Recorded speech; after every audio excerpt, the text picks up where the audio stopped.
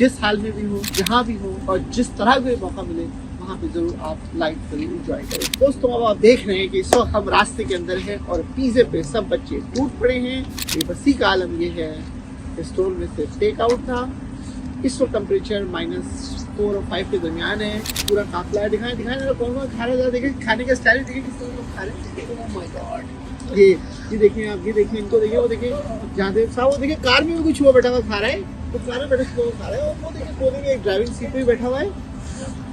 दोस्तों हम ये कहेंगे जहाँ भी खाओ दिल लगा के खाओ, इतना खाओ हजम हो जाए।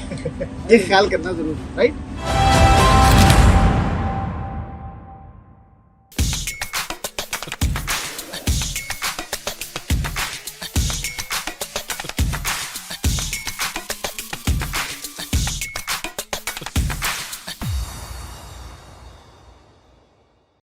अगर आपको मेरी ये छोटी छोटी वीडियो और मेरी छोटी छोटी टिप्स आपकी जिंदगी में चेंज कर रही है, लाइफ विद मंसूर यूट्यूब पे जाएं, हमें सब्सक्राइब करें।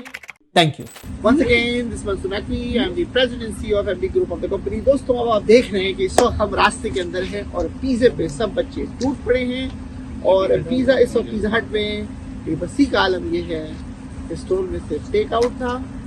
इस वक्त टेम्परेचर -4 और 5 के दरमियान है और पिज़्ज़ा ही खाना है।